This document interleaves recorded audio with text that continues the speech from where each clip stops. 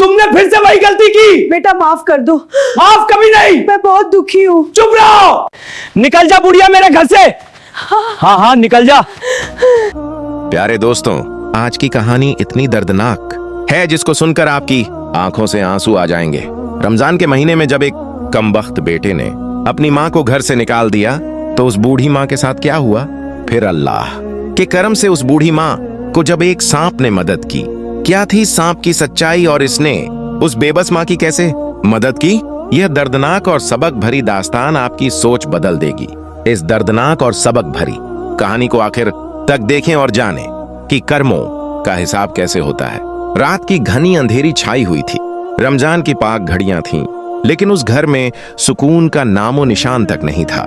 एक बूढ़ी माँ जिसने कभी अपने 2 बेटों के लिए अपना सब कुछ कुर्बान कर दिया था, आज उन्हीं के हाथों से ज्यादती सहना मजबूर थी। माँ, तुम क्यों नहीं समझती? हम तुम्हारा खर्च नहीं उठा सकते। रोजे रखकर हमारे सर पर मत बैठो। बड़े बेटे सैफ ने गुस्से से चिल्लाया। छोटे बेटे जीशान ने भी हामी भरी। हाँ माँ, जब से अब्बू नहीं रहे तुम हमारे लिए बोझ बन गई हो। खाती पीती हो और ऐश करती हो, लेकिन तुम्हें एहसास नहीं कि हमें भी किसी के घर जाकर मेहनत करनी पड़ती है। कम से कम तुम भी कुछ काम कर लिया करो। हर वक्त हमारे सर पर मत बैठी रहो। अब तुम्हारी उम्र हो गई है, लेकिन हमारे लिए तुम कुछ नहीं कर सकती, बस हम पर बोझ बनी हुई हो। यह सुनकर बूढ़ी माँ कांप उठी। उसने कांपती आवाज में कहा, बेटा, मैंने तुम्हें पाल पोस कर बड़ा किया है। मैं लंबे वक्त तक दूसरों के घरों में झाड़ू पोछा करती थी। अब मेरी बूढ़ी हड्डियों में ताकत नहीं रही, मुझसे काम नहीं होता। मेरी क्या गलती है? रमजान का महीना है, अल्लाह से डरो। लेकिन बेटों के दिल पत्थर बन चुके थे। आज की रात कयामत से कम नहीं थी। दोनों ने मिलकर माँ को घसीटते हुए घर से बाहर निकाल दिया। बाहर भीषण गर्मी थी। वह रोजे की हालत में थी और उसके सर पर कोई छत तक नहीं थी। न पानी था, न सहरी का कोई इंतजाम। लाठी टेकते हुए वह एक घने जंगल में जा पहुंची। वहां एक पेड़ के नीचे घुटनों के बल गिर गई और उसकी आंखों से आंसू बहने लगे। क्या अल्लाह, क्या यही मेरा अंजाम है? क्या मैंने इस दिन के लिए अपने बेटों को पाला था? मैंने खुद भूखी रहकर इनके पेट भरे और आज यह मेरी एक रोटी से भी तंग आ गए। इतने में जौहर की अजान का वक्त हो गया। बूढ़ी माँ ने उसी पेड़ के नीचे नमाज पढ़ी और धीरे धीरे आगे बढ़ चली। चलते चलते वह एक पुरानी सुनसान कोठरी के पास पहुंच गई। कभी वहां कोई इंसान रहता था, लेकिन अब वह जगह वीरान थी। थकान से चूर होकर वह अंदर चली गई और अल्लाह से फरियाद करने लगी, या अल्लाह, अब तो मगरिब का वक्त होने वाला है और मेरा रोजा है। तू ही मेरा पैदा करने वाला है, तू ही मेरा रिज़्क देने वाला है और तू ही मेरे रोजे का इंतजाम करेगा। बूढ़ी माँ को यह नहीं पता था कि वह कोठरी अब एक बड़े सांप का ठिकाना थी। जब वह सांप वापस आया तो उसने देखा कि अंदर एक बूढ़ी औरत बैठी है जो कमजोरी से हिल भी नहीं पा रही। उसने कुछ देर तक उसे देखा और फिर तेजी से बाहर चला गया। कुछ देर बाद वह अपने साथ एक रोटी और कुछ खजूर लेकर वापस आया। बूढ़ी माँ हैरान रह गई। मुझे छोड़ दिया और तूने एक सांप को मेरा सहारा बना दिया। जब मस्जिदों में इफ्तार की अजान गूंजी तो उसने बिस्मिल्लाह कहकर रोजा खोला। सांप उसे ध्यान से देख रहा था। बूढ़ी माँ ने तुरंत मगरिब की नमाज पढ़ी। सांप वहीं उसके पास बैठा रहा, जैसे वह उसे पहले से जानता हो। अब रात गहरी हो चुकी थी। जंगल पूरी तरह अंधेरे में डूब चुका था। माँ के पांव कांप रहे थे, जिस्म कमजोर हो चुका था और आंखों से गिरते आंसू उसकी बेबसी की गवाही दे रहे थे। वह औरत जो कल तक अपने बेटों के लिए दुआएं मांगती थी, आज वही बेटे उसे घर से निकालकर दर दर भटकने पर मजबूर कर चुके थे। भूख, प्यास, थकान, सब कुछ उस पर हमला कर चुका था। लेकिन सबसे ज्यादा दर्दनाक जख्म वह था जो उसके दिल पर लगा था। वह एक पत्थर पर बैठी हल्की सी सिसकी ली, लेकिन तभी अचानक झाड़ियों में हलचल हुई। कौन है? हलीमा का दिल जोर से धड़का। जंगल में खतरनाक जानवर भी हो सकते थे। अचानक सामने एक साया उभरा। वही बड़ा सा सांप था। हलीमा ने उसे देखकर हल्का सा मुस्कुराया, जैसे कोई अपने पुराने दोस्त को देखकर खुश होता है। बेटा, तुम तो इंसान नहीं हो, लेकिन फिर भी मुझसे वफादारी निभा रहे हो। तभी माँ ने एक डरावनी आवाज सुनी। झाड़ियों में सरसराहट हुई और एक खूंखार भालू बाहर निकल आया। उसकी लाल आंखें चमक रही थीं, उसके नुकीले दांत डरावने लग रहे थे और वह धीरे धीरे हलीमा की तरफ बढ़ने लगा। हलीमा ने अपनी आंखें बंद कर लीं। शायद मेरी परीक्षा अभी खत्म नहीं हुई। भालू माँ हलीमा पर जैसे झपटा, वैसे ही सांप ने उस पर हमला कर दिया। हलीमा ने आंखें खोली और जो देखा उसने उसे हैरान कर दिया। सांप अपनी जान की परवाह किए बिना भालू को भगाने की कोशिश कर रहा था। घायल हो चुका था, लेकिन फिर भी वह हलीमा के पास आया और अपना सर झुका दिया, जैसे कह रहा हो डरो मत, मैं हूं ना। हलीमा की आंखों में आंसू आ गए। रात हुई। हलीमा एक पेड़ के नीचे सो रही थी जब अचानक आसमान में काले बादल छा गए। बादल गरजने लगे, तेज बारिश शुरू हो गई। हर तरफ घना अंधेरा था। हलीमा भीग रही थी, बारिश में भीग कर कांप रही थी। वह किसी की तलाश में थी। तभी वही सांप ने एक तरफ इशारा किया। वह उसे एक बड़े पेड़ के नीचे ले गया, जहां बारिश का पानी नहीं पहुंच रहा था। हलीमा ने हैरानी से सांप को देखा। ये मेरे लिए पनाह ढूंढ रहा है। हलीमा बहुत रोने लगी। या अल्लाह, अगर यह सांप मुझ पर इतना रहम कर सकता है तो मेरे बेटे क्यों ना हो सके, जिन्हें मैंने 9 महीने अपनी कोख में रखा। या अल्लाह, अगर मैंने अपनी जिंदगी में कोई नेकी की हो तो मेरे बेटों को उसका बदला दे दे। ये वह पल था जब सैफ और जीशान के नसीब में सजा लिखी जा चुकी थी। हलीमा ने अपने घायल हाथों को आसमान की तरफ उठाया और धीरे से कहा, अगर मेरे बेटों ने मुझे रुलाया है तो या अल्लाह उन्हें भी रुला दे। यह बद्दुआ जंगल के पेड़ों में गूंज उठी। बादलों ने गरज कर इसकी गवाही दी और इसके बाद दुनिया ने देखा कि सैफ जीशान की रातें कैसे भयानक सपनों में बदल गईं। इधर दोनों नाफरमान बेटों को मां को घर से निकालने के बाद ऐसा लग रहा था कि उन्होंने अपनी जिंदगी का सबसे बड़ा बोझ उतार दिया है। अब कोई रोकने टोकने वाला नहीं था, कोई नसीहत देने वाला नहीं था। वे हर रात बेकार में सोचते और अपनी जिंदगी बर्बाद करते। उन्हें न रमजान की परवाह थी, न अल्लाह का डर था। उन्होंने मां को इसलिए निकाला था कि वे उसे खाना नहीं खिला सकते थे, बल्कि इसलिए कि वे अपनी जिम्मेदारी से भाग रहे थे और गलत रास्तों पर चल रहे थे। हलीमा को उनकी यह बेकारी और सुस्ती पसंद नहीं थी। वह उन्हें सही राह दिखाती, इसलिए उन्होंने चालाकी से उसे घर से निकाल दिया। अब वे बेखौफ होकर हर रात बेकार में सोचते और अपनी जिंदगी बर्बाद करते। उन्हें न रमजान की परवाह थी, न अल्लाह का डर था। लेकिन एक दिन उनकी जिंदगी में एक लड़की आई जिसने उन्हें और ज्यादा गुमराह किया। सैफ ने एक लड़की से मोहब्बत करने लगा, उसके साथ हर वक्त समय बिताने लगा और उसे अपनी जिंदगी का हिस्सा बनाने के सपने देखता। लेकिन किस्मत को कुछ और ही मंजूर था। जीशान, जो अपने भाई की हर चीज में दखल देता था, उसने भी वही लड़की देखकर अपने भाई को रोकने की कोशिश की।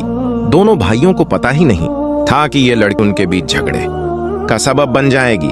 गुजरता गया और एक दिन सैफ ने ऐलान कर दिया, मैं इस लड़की से शादी करूंगा।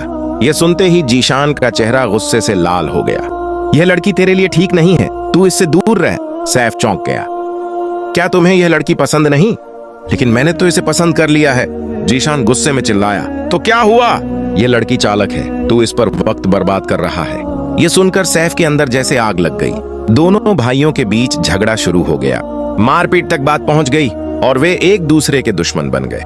कुछ ही दिनों बाद सैफ ने जीशान की बात न मानी और चोरी छिपे उस लड़की से शादी कर ली। जैसे ही जीशान को इसका पता चला, वह पागल हो गया। वह सीधा सैफ के घर पहुंचा और उसका गला पकड़ लिया। तूने मेरी बात नहीं मानी, तू जानता था कि मैं तुझे रोक रहा था। सैफ हंसते हुए बोला, जो पहले जीता वही सिकंदर। जीशान की आंखों में खून उतर आया। अब वह किसी भी हालत में अपने भाई को माफ करने को तैयार नहीं था। वह अपने ही भाई के खून का प्यासा बन चुका था। अब वह वक्त आ चुका था जब मां की बद्दुआ का असर नजर आने लगा। वह लड़की जो सैफ के लिए लालच थी, उसके इरादे कुछ और ही थे। शादी के एक हफ्ते बाद वह सैफ के घर से सारे जेवर और नकदी लेकर रात के अंधेरे में भाग गई। सैफ जब सुबह उठा तो उसके होश उड़ गए। जीशान भी आ गया और दोनों में फिर झगड़ा शुरू हो गया। यह सब तेरी वजह से हुआ, मैंने तुझे मना किया था और अब तू धोखा खा गया, जीशान ने ताना मारते हुए कहा। अब दोनों भाई बर्बाद हो चुके थे, एक दूसरे के दुश्मन बन चुके थे। पैसा खत्म हो गया था और सबसे बड़ी बात, जिसे उन्होंने घर से निकाला था, वह मां अब उनके पास नहीं थी। एक रात जब वे अपनी उजड़ी जिंदगी पर रो रहे थे, अचानक जीशान ने कहा, सैफ, अगर मां हमारे साथ होती तो हमें संभाल लेती, हमें इस गलती की दलदल में गिरने से रोक लेती। सैफ की आंखों में आंसू आ गए। हमने बहुत बड़ी गलती की जीशान, हमने अपनी जन्नत को खो दिया, मां की जुबान से निकली। बद्दुआ आसमान में गायब हो चुकी थी, लेकिन उसका असर अब जमीन पर नजर आने लगा था। दूसरी तरफ वह मां जो जंगल में बेसहारा थी, उसे सहारा एक बस उस सांप ने दिया। वह घायल थी, भूखी थी, लेकिन सांप ने हर तरह से उसकी हिफाजत की। जब एक खतरनाक भालू उस पर हमला करने आया तो सांप ने अपनी जान की परवाह किए बिना उससे मुकाबला किया। और उसे भगा दिया। जब जोरदार बारिश हुई तो सांप ने उसे एक सुरक्षित जगह पर ले जाकर उसकी हिफाजत की। वह माँ जो अपने बेटों की वफादारी की मोहताज थी, आज एक सांप उसका सबसे बड़ा सहारा बन चुका था। हलीमा ने अपने आंसू पोंछे और सांप को प्यार से देखा। काश मेरे असली बेटे भी तेरे जैसे होते। उधर सैफ और जीशान पर मुश्किलें और गहराने लगी। हर रात उन्हें ऐसा महसूस होता जैसे कोई उनके पीछे चल रहा हो। अंधेरे में खिड़की पर एक अजीब सा साया दिखाई देता। सैफ ने कांपते हाथों से खिड़की की ओर देखा, मगर वहां कुछ नहीं था। जैसे ही वह पीछे मुड़ा, एक गूंजती हुई हंसी सुनाई दी। यह उनकी माँ की हंसी थी, लेकिन अब वह प्यार भरी नहीं थी, बल्कि ऐसी हंसी थी जो उनकी तबाही की मोहर लगा रही थी। अगली रात सैफ की नींद टूटी। उसका पूरा जिस्म कांप रहा था। उसकी आंखों के सामने अंधेरा छाने लगा और उसके हाथों में अजीब तब्दीली आने लगी। उसकी त्वचा सख्त होने लगी, नाखून लंबे और नुकीले हो गए और जिस्म पर डरावने फफोले उभर आए। उधर जीशान की हालत भी बिगड़ने लगी। उनके घर में कीड़े मकोड़े भर गए थे। खाने के लिए कुछ भी नहीं बचा था। वे बर्बादी के अंधे कुएं में गिर चुके थे। एक रात डर के मारे वे जंगल की ओर भागे। हर तरफ अंधेरा था और सांपों ने उनका रास्ता रोक लिया। ये कोई साधारण सांप नहीं थे, बल्कि वही सांप थे जिन्होंने उनकी माँ की हिफाजत की थी। उनकी लाल आंखें गुस्से से जल रही थीं। सैफ और जीशान ने रहम की भीख मांगी, लेकिन अब माफी की कोई गुंजाइश नहीं थी। वे गिरते पड़ते जंगल के बीचों बीच भागे, लेकिन सांप उनके ऊपर झपट रहे थे। वे चीख रहे थे, मगर उनकी मदद के लिए कोई नहीं आया। आखिरकार वे एक झोपड़ी तक पहुंचे, जहां एक बुजुर्ग अल्लाह वाले ने दरवाजा खोला। कौन हो तुम? अल्लाह वाले ने गहरी आवाज में पूछा। सैफ और जीशान ने कहा, हम बर्बाद हो चुके हैं। हमने अपनी माँ को ठुकरा दिया था, हमें माफ करवा दो। वे रोते हुए बोले। अल्लाह वाले ने गहरी सांस ली और बोले, तुम अपनी माँ की बद्दुआ में फंस चुके हो। तुमने अपनी जन्नत को खुद अपने हाथों से जला दिया, लेकिन अब भी एक रास्ता बाकी है। जीशान ने जल्दी से पूछा, कौन सा रास्ता? हमें बताइए बाबा, हम सब कुछ करने को तैयार हैं। उन्होंने अपनी लाठी जमीन पर मारी और गुस्से से बोले, यह आसान नहीं है। तुम्हें अपनी माँ के कदमों में गिरना होगा। सैफ का दिल कांप गया। हम उसके पास कैसे जा सकते हैं? हमें शर्म आती है। अल्लाह वाले ने उनकी ओर गुस्से से देखा। शर्म? जब तुमने उसे बेइज्जत किया तब शर्म नहीं आई? जब तुमने उसके आंसू देखे तब शर्म नहीं आई? दोनों भाइयों के सिर शर्मिंदगी से झुक गए। उन्हें एहसास हो गया था कि वे कितनी गहरी खाई में गिर चुके हैं। अल्लाह वाले ने एक और बात कही, तुम्हें अल्लाह के सामने झुकना होगा और गिड़गिड़ाना होगा। माँ के वह आंसू जो जमीन पर गिरे थे, वही तुम्हें माफी दिला सकते हैं। यही तुम्हारी आखिरी उम्मीद है। दोनों भाइयों ने एक दूसरे की ओर देखा। अल्लाह वाले ने कहा, जंगल के आखिरी हिस्से में जहां रोशनी खत्म होती है, वहां तुम्हें अपनी माँ मिलेगी। यह तुम्हारा आखिरी इम्तिहान है। दोनों थके हुए जख्मी लेकिन हिम्मत बांधे जंगल के आखिर हिस्से की ओर चल पड़े। आखिरकार 3 दिनों की कड़ी धूप में चलते चलते वे थक गए। अचानक उन्हें महसूस हुआ कि वे किसी कैद में आ गए हैं। 3 दिनों तक उनके पास खाने और पानी का कोई इंतजाम नहीं था। उन्होंने समझा कि यह वही तकलीफ है जो उनकी माँ ने सही थी। या अल्लाह हमें माफ कर दे, वे चिल्लाते हुए कहने लगे। अचानक उनके आसपास के पेड़ ऐसे हो गए जैसे वे किसी जेल में हों। वे चिल्लाते रहे, मगर कोई उन्हें सुन नहीं रहा था। यह वही सजा थी जो माँ को मिली थी जब वह जंगल में अकेली थी और भूख प्यास से तड़प रही थी। अब उन्हें एहसास हो रहा था कि उन्होंने अपनी माँ के साथ कितना बुरा किया। वे यही सोच रहे थे कि अचानक एक बूढ़ी औरत आई और कहने लगी, बेटा क्या तुम मुझे पानी पिला सकते हो? इतना सुनते ही जीशान ने गुस्से में कहा, हमारे पास कुछ नहीं है। हम खुद भूख से तड़प रहे हैं, प्यास से मर रहे हैं, और तुम्हें कहां से पानी दें? सैफ ने भी उसे डांट दिया, तू अजीब पागल औरत लगती है। लेकिन जैसे ही उन्होंने ऐसा कहा, वह औरत गायब हो गई। कुछ देर बाद अल्लाह वाले बुजुर्ग वहां आए और गुस्से में सैफ और जीशान से कहने लगे, यह तुम्हारा आखिरी इम्तिहान था। तुम इसमें भी नाकामयाब हुए। जब तक तुम्हारे दिल पाक नहीं होंगे तुम और सजा में डूबे रहोगे। लेकिन तुम्हारे पास अब भी एक आखिरी मौका है। अगर तुम सच्चे दिल से अपनी माँ के कदमों में गिरकर माफी मांग लो। उधर माँ जंगल में अपनी झोपड़ी में बहुत खुश थी, लेकिन एक दिन उसे एक अजीब गड़गड़ाहट की आवाज सुनाई दी, जैसे कोई उससे बात कर रहा हो। रात का अंधेरा चारों तरफ फैला हुआ था। जंगल में एक अजीब सी खामोशी थी, जैसे समय रुक गया हो। हलीमा एक पेड़ के नीचे बैठी थी। उसके आंसू सूख चुके थे, मगर उसके इरादे अभी भी मजबूत थे। सांप उसके करीब बैठा हैरानी से देख रहा था। हलीमा अपने कपड़ों को झाड़ते हुए घुटनों के बल बैठी और आसमान की ओर देखने लगी। या अल्लाह, क्या मेरा इम्तिहान खत्म नहीं होगा? मैंने अपनी जिंदगी इन बेटों के लिए कुर्बान कर दी। मैंने लोगों के घरों में बर्तन मांझकर उनकी परवरिश की, मगर जब वे बड़े हुए तो मेरी एक रोटी भी उन्हें भारी पड़ने लगी। मैंने अपने मुंह का निवाला उन्हें खिलाया, फिर भी उन्होंने मुझे इस जंगल में अकेला छोड़ दिया। अचानक हवा तेज होने लगी, पेड़ों की पत्तियां सरसराने लगी और चारों तरफ में एक अजीब सा सुकून फैल गया। हलीमा ने अपनी आंखें बंद कर लीं। मां का दिल तेजी से धड़कने लगा। वह थोड़ी कांप गई, मगर तुरंत खुद को संभाल लिया। थोड़ी देर बाद हलीमा को नींद आ गई। वह सो गई। उसने ख्वाब में एक अजीब सा मंजर देखा। उसने अपने दोनों बेटों को देखा। वे बहुत तड़प रहे थे। वे भूखे प्यासे इधर उधर भटक रहे थे।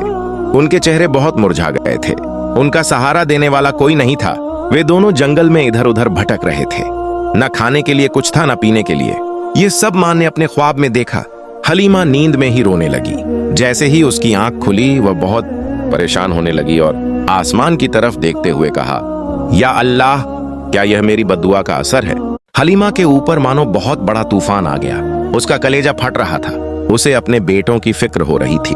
ये वही बेटे थे जिनके लिए उसकी ममता तरसती रही, मगर उन्होंने एक बार भी पीछे मुड़कर नहीं देखा। मां का दिल टूटा हुआ था, पर वह माफ कर सकती थी। अचानक उसके सामने वही सांप आ गया जो हमेशा उसका साथ ही रहा था। उस वक्त हलीमा के पास और कोई न था। वह अजीब ही दलदल में फंस चुकी थी। उसने सांप से पूछा, क्या मुझे अपने बेटों को माफ कर देना चाहिए? तभी अल्लाह के हुक्म से सांप बोलने लगा और उसने कहा, अम्मा, यह तुम्हारे दिल पर है। यह तुम्हारा फैसला है। याद कर अपने बेटों का बचपन, सैफ और जीशान का बचपन, जब तू उनके छोटे छोटे हाथ पकड़कर चलती थी, जब तू अपने हाथों से रोटी बनाकर खिलाती थी, जब तू रातों को जागकर उनके बुखार के लिए दुआएं करती थी।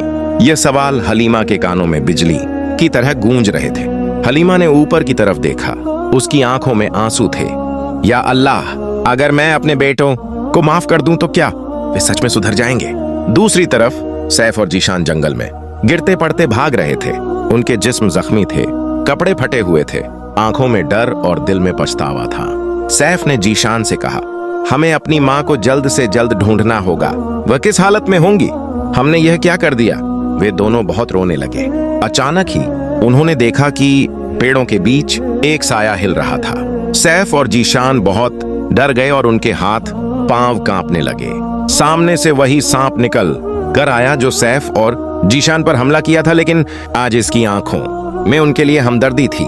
सैफ ने ध्यान से देखा, यह वही सांप है जो हमेशा मां के साथ रहता था। सांप एक चट्टान पर बैठा था और जैसे ही उसने उनकी ओर देखा, वह अचानक आगे की तरफ जाने लगा। सैफ ने इशारा किया, यह हमें रास्ता दिखा रहा है, और यह अल्लाह की कुदरत थी। फिर वे दोनों घायल, जिस्म के साथ खून से लथपथ, हाथों के साथ मरते हुए हालत में दौड़ने लगे। जंगल की सख्त जमीन, कांटेदार झाड़ियां, हर चीज उनके खिलाफ थी, मगर वे हार मानने के लिए तैयार नहीं थे। आखिरकार दूर से उन्हें रोशनी दिखाई दी। यह वही जगह है जहां मां है। सैफ ने बहुत खुशी से जीशान से कहा, देखो वहां दूर झोपड़ी में एक रोशनी दिखाई दे रही। हमारी वह मां वहीं होगी। जैसे ही वे आगे बढ़े, अचानक जमीन हिलने लगी। दोनों भाई एक भयानक दलदल में गिरने वाले थे। यह उनका एक और इम्तिहान था। सैफ बचो! जीशान चीखा, मगर वह फिसलकर दलदल में गिरने ही वाला था। सैफ ने जल्दी से जीशान का हाथ पकड़ लिया, मगर उसकी अपनी ताकत भी खत्म हो रही थी। यह वही गड्ढा है जो हमने मां के लिए खोदा था। यह वही यातना है जो हमें मिली थी। सैफ और जीशान अब चलने तक के काबिल नहीं थे। वे किसी तरह उस झोपड़ी के पास गए। फिर सामने वही कमजोर, निढाल मगर मां खड़ी थी, जिसके चेहरे पर वक्त ने झुर्रियां डाल दी थी, मगर उसकी आंखों में अब भी बहुत मोहब्बत थी। उसके साथ वही बेजान सांप खड़ा था जो हमेशा उसकी हिफाजत करता आ रहा था, जो हर दुख में उसके साथ था। हलीमा की आंखों में आंसू थे। सैफ और जीशान ने जब अपनी बूढ़ी मां को देखा तो बेतहाशा रोने लगे और अपनी मां के कदमों में गिर गए और कहने लगे, मां हमें माफ कर दो। हमने बहुत बड़ी गलती की है। हमने बहुत गुनाह किए, मगर अल्लाह ने हमें दूसरा मौका दिया।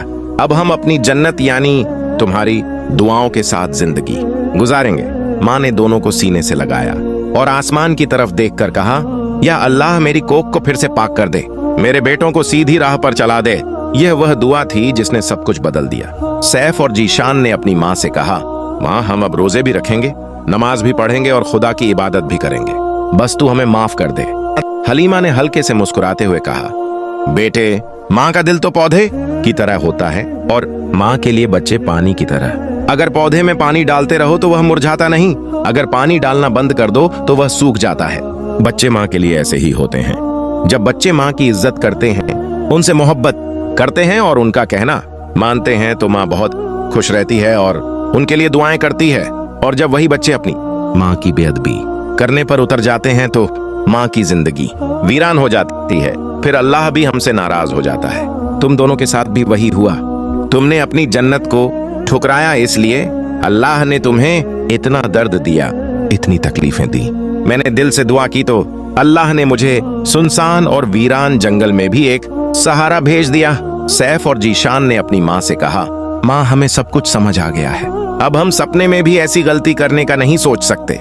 फिर सैफ और जीशान अपनी माँ के साथ घर आने की तैयारी करने लगे। बूढ़ी हलीमा ने उस सांप को बहुत प्यार से देखा और दिल ही दिल सोचने लगी, यह अल्लाह का भेजा हुआ कोई वसीला है। फिर सांप वहां से चला गया। फिर सैफ और जीशान अपनी माँ को लेकर घर को रवाना हो गए। जब वे अपने उजड़े हुए घर पहुंचे तो वहां की हालत खंडहर जैसी हो चुकी थी। जहां कभी बेकारी और सुस्ती की महफिलें सजा करती थीं, वहां अब सन्नाटा था। जहां रातों को वक्त बर्बाद होता था, वहां अब सूखी और वीरान जमीन थी। सैफ और जीशान ने हार नहीं मानी। उन्होंने सब कुछ दोबारा नेक राह पर लाने का फैसला किया। सबसे पहले उन्होंने घर की सफाई शुरू की। वे हाथ जो कभी गलती में लिप्त थे, आज सफाई में जुट गए। वे जुबान जो झूठ और फरेब में चलती थी, आज माँ के हुक्म पर उलझी। माँ कहने लगी। वे कदम जो कभी गलत रास्तों पर चलते थे, अब नेक राह पर चल रहे थे। रमजान का प्यारा दिन था। जब सहरी का वक्त आया तो हलीमा ने उन्हें जगाया, बेटो उठो, रोजा रखने का वक्त हो गया है। ये वही आवाज थी जो कभी उनके कानों में नहीं पड़ी थी, क्योंकि वे रात भर गलत कामों में डूबे रहते थे। मगर आज वे खुद माँ के पास आकर कहने लगे, माँ, सहरी के लिए जगा देना। माँ ने जब अपने नेक बेटों को रोजा रखते देखा तो उसकी आंखों में खुशी के आंसू आ गए। माँ ने कुरान शरीफ खोलकर पढ़ना शुरू किया तो सैफ और जीशान उसके करीब बैठकर सुनने लगे। ये वही घर था जहां कभी अल्लाह का नाम लेना भी बोझ लगता था, मगर आज हर तरफ कुरान की तिलावत गूंज रही थी। वे जो कभी गलत बातें करते थे, आज सबके लिए दुआएं कर रहे थे। वे जो रात गलत रास्ते पर निकलते थे, आज माँ की दुआओं में शामिल हो गए थे। यह अल्लाह की कुदरत थी। हलीमा की जिंदगी बहुत खूबसूरत से गुजरने लगी। फिर वे सब खुशी खुशी रहने लगे। दोस्तों, माँ अल्लाह की वह रहमत है, वह नेमत है जिसका दिल दुखाकर हमें कभी भी कामयाबी नहीं मिलेगी और ना ही जन्नत मिलेगी। कुरान में अल्लाह फरमाते हैं, अपने वालिदैन के साथ नेकी करो। अगर उनमें से कोई एक या दोनों बुढ़ापे को पहुंच जाए तो उन्हें उफ तक ना कहो और ना ही उन्हें झिड़को और नरमी से बात करो। दोस्तों, इस्लाम में माँ को इंतहा बुलंद मकाम दिया गया है।